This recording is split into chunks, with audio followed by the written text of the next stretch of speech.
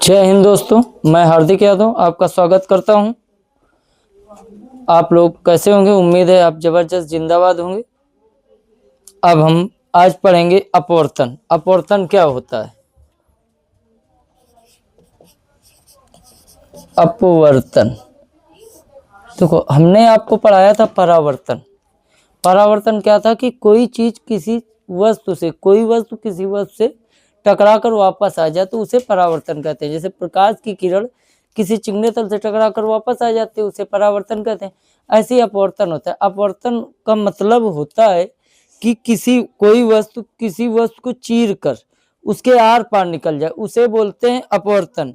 कि जब कोई प्रकाश की किरण एक माध्यम से दूसरे माध्यम में प्रवेश करती है तो वह अपने मार्ग से विचलित हो जाती है।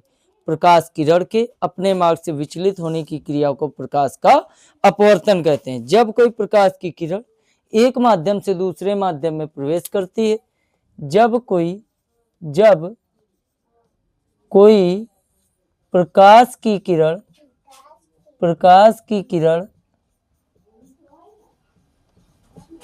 एक माध्यम से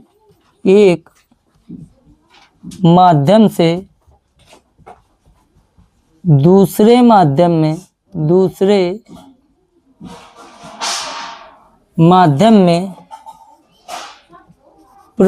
है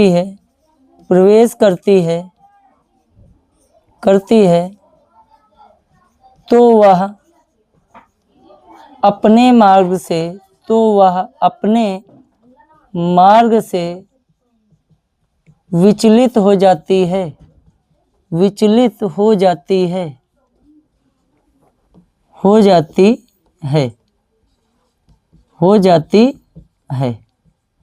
जब कोई प्रकाश की किरण एक माध्यम से दूसरे माध्यम में प्रवेश करती है तो वह अपने मार्ग से विचलित हो जाती है। प्रकाश किरण के अपने मार्ग से विचलित होने की क्रिया को ही प्रकाश का अपवर्तन कहते हैं। जब कोई प्रकाश की किरण एक माध्यम से दूसरे माध्यम में प्रवेश करती है तो वह अपने मार्ग से विचलित हो जाती है। प्रकाश किरण के अपने मार्ग से विचलित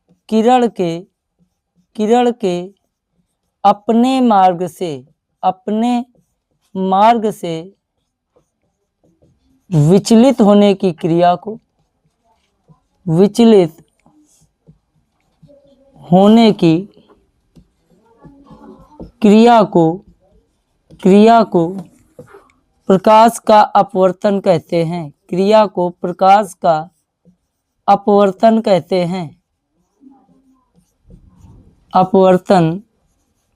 हैं। प्रकाश का अपवर्तन कहते हैं। जब कोई प्रकाश की किरण एक माध्यम से दूसरे माध्यम में प्रवेश करती है तो वह अपने मार्ग से विचलित हो जाती है। प्रकाश किरण के अपने मार्ग से विचलित होने की क्रिया को प्रकाश का अपवर्तन कहते हैं। अब हम समझेंगे, जैसे ये कोई दो माध्यम है, एक वायु और एक हम मान लेते हैं कांच। ये दो माध्यम है, एक वायु है एक कांच है। कांच को इस प्रकार से हम बना देंगे, इस तरह से।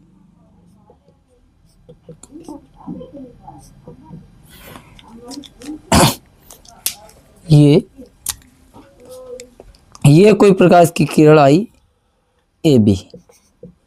ये कोई प्रकाश की किरण कौन सी आई? A B.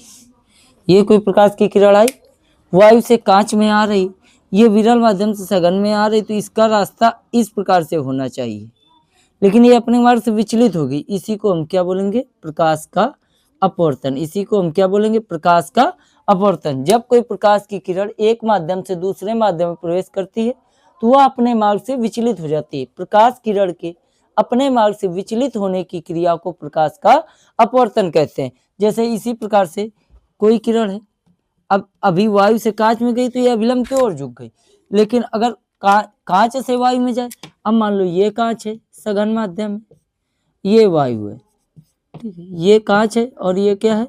वायु है।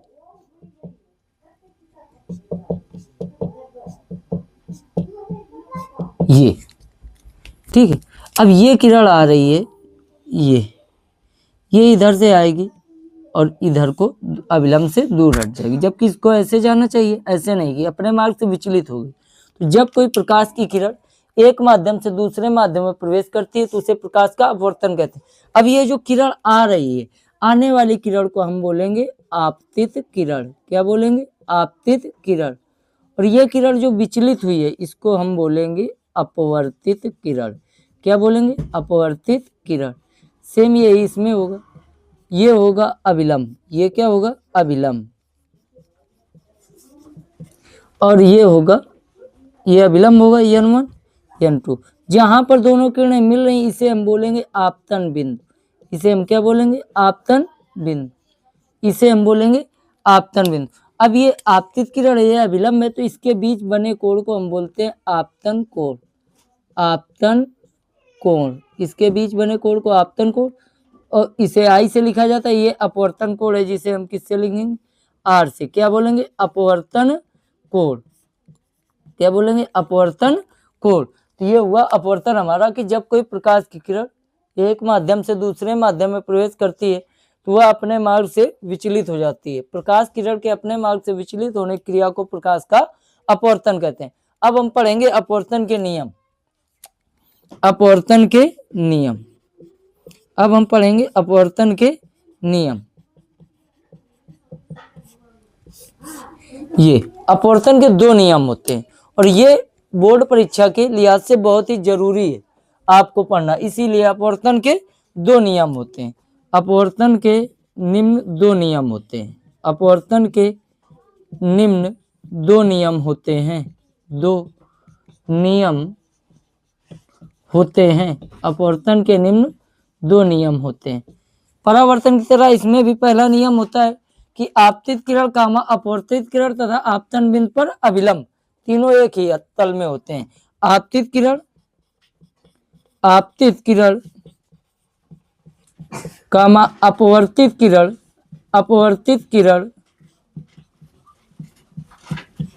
तथा आपतन बिंदु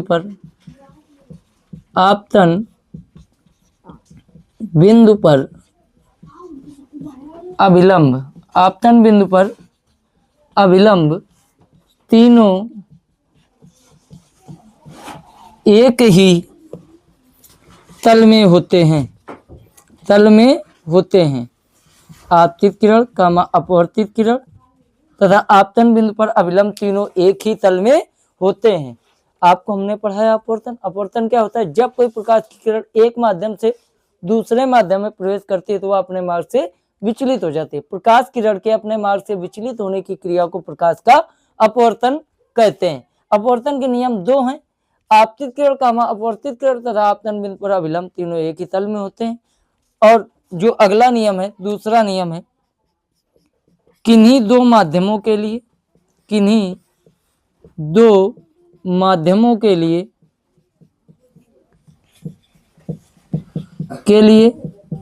या एक ही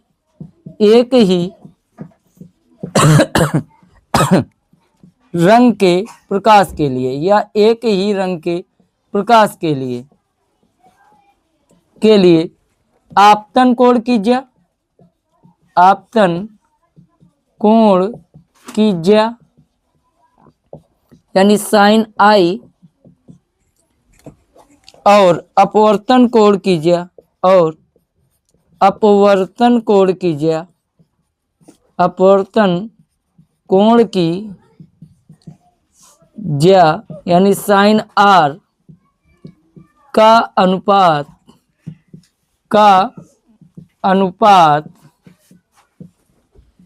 एक नियतांक होता है।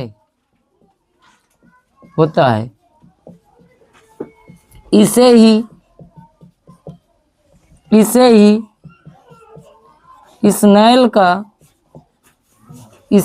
का अपवर्तन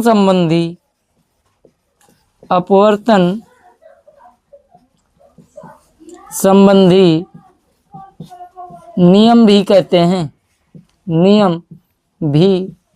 हैं। मतलब साइन आई